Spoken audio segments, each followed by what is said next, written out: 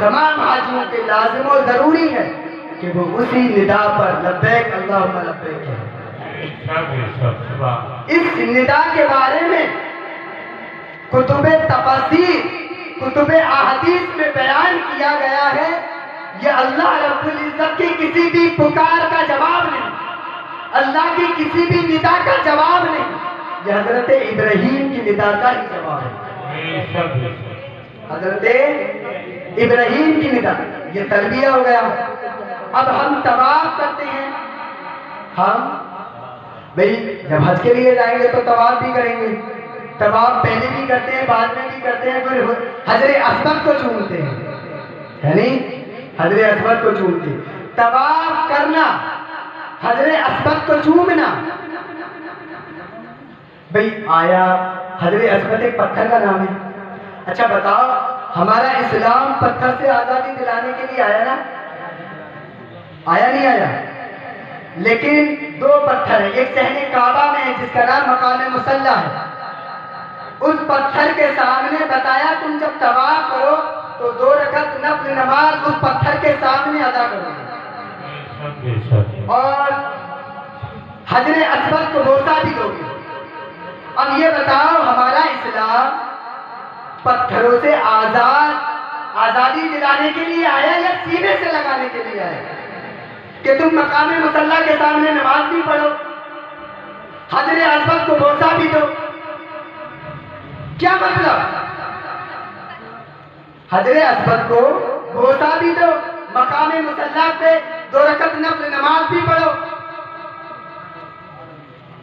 بخاری شریف کی حدیث پاک، امام بخاری نے کتاب الحج میں اس حدیث کو بیان کیا، امام مسلم نے بھی اس کو کتاب الحج میں بیان کیا، ابن ماجہ نے کتاب الحج میں بیان کیا، بیہقی نے المسند میں بیان کیا، اور بھی کتب حدیث میں یہ حدیث پاک بیان کی گئی ہے کہ حضرت عمر رضی اللہ تعالی عنہ جب صحن کعبہ میں پہنچے، وَلَمَّا قَبَّلَ حَجَرَ، جب حضرت عمر رضی اللہ تعالی عنہ نے حجر اسود کو بوسہ دیا، حجر اسود کو بوسہ دیا، چند منٹ کے لیے آپ کے سامنے حاضر ہوئے، آپ میری بات کو بوسہ دیا، حجر اسود کو بوسہ دیا، تو حضرت عمر رضی اللہ تعالی عنہ فرماتے ہیں انی اعلم انکا حجر، اے پتھر میں اچھے سے جانتا ہوں تو ایک پتھر ہی ہے۔ حجر اسود کو جب بوسہ دیا تو کیا کہا؟ انی اعلم انکا حجر لا تضر ولا تنفع، میں اچھے سے جانتا ہوں تو ایک پتھر ہی ہے، نہ تو مجھے نقصان پہنچا سکتا ہے نہ تو مجھے نفع پہنچا سکتا ہے۔ لولاک رأیت رسول اللہ صلی اللہ علیہ وسلم یقبلک، اگر میں اپنے آقا کو تجھے چومتے ہوئے نہ دیکھتا، ما قبلتک، کبھی بھی زندگی میں تجھے نہ چومتا۔ سمجھ میں آیا؟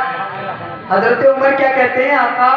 حضرت عمر کہتے ہیں پتھر تو ایک پتھر ہے، اگر میں تجھے آقا کو چومتے نہ دیکھتا تو مجھے معلوم ہے تیری بھی وہی اوقات ہے، حیثیت ہے جو صحن کعبہ میں، جو بیت اللہ میں پتھر تھے جنہیں اکھاڑ پھینک ڈالا تھا، تجھے بھی اکھاڑ پھینک ڈالتے، تجھے زندگی میں کبھی نہ چومتا اگر آقا تجھے بوسہ نہ دیتے، اگر آقا تجھے بوسہ نہ دیتے۔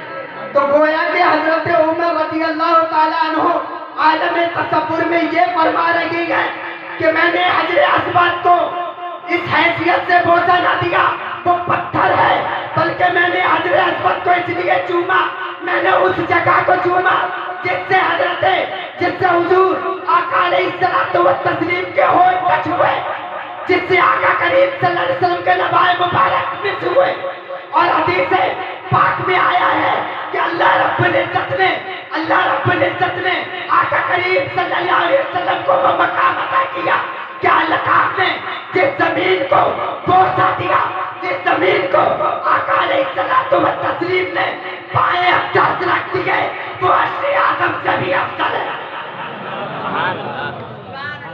اللہ رب العزت نے آقا علیہ السلام و تسلیم کو وہ مقام دیا کہ آقا علیہ السلام و تسلیم کا جسم اطہر جس سے ٹچ ہو جائے وہ عرش اعظم سے بھی افضل ہے، وہ عرش اعظم سے بھی افضل ہے۔ آقا علیہ السلام و تسلیم کا حجر اسود کو چومنا یہ یادگار ہے، یہ یادگار ہے کہ وہاں حاجی لوگ جا کر میلاد مصطفیٰ طواف کعبہ کر کے مناتے ہیں اور حجر اسود کو بوسہ دے کے مناتے ہیں۔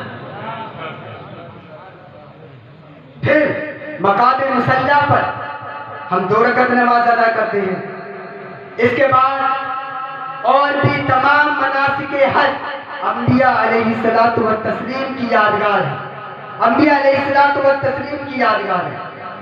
وقت اتنی اجازت نہ دے رہا ہے کہ میں اپنی موضوع کو، اپنی بات کو ثابت کر سکوں۔ جو میرا یہ دعویٰ تھا کہ آقا علیہ الصلوۃ والتسلیم کا میلاد پاک منانا از روئے شرع جائز ہے، جائز ہی نہیں لازم و ضروری ہے کہ وہ آقا جب دنیا پہ تشریف لائے تو آقا علیہ الصلوۃ والتسلیم نے امت کے حق میں یہ دعا کی، سجدہ ریز ہو کر، اے اللہ میری امت کو میرے حوالے کر دے، امت کا یہ حق بنتا ہے جس دن آقا تشریف لائے اس دن آقا علیہ الصلوۃ والتسلیم کا میلاد منائے، یہ حق بنتا ہے۔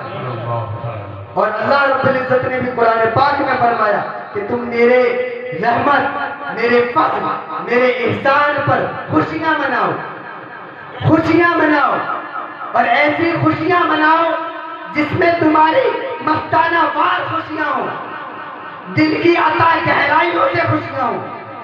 اللہ رب العزت نے ایک حکم بیان فرمایا، ان اللہ لا يحب الفرحین، اللہ پاک اترانے والی خوشیاں کو، اترا کر خوشیاں منانے والوں کو پسند نہیں فرماتا۔ ولادت پاک کی باری آئی تو اللہ رب العزت نے لفظ فرحہ سے تعبیر فرحہ سے بیان کر کے فرمایا کہ تم ایسی خوشیاں مناؤ میلاد پاک مصطفیٰ پر۔ انشاءاللہ العزیز پھر کبھی اگر گفتگو کرنے کا موقع ملا تو میں اس پر تفصیلی بحث و مباحثہ کروں گا۔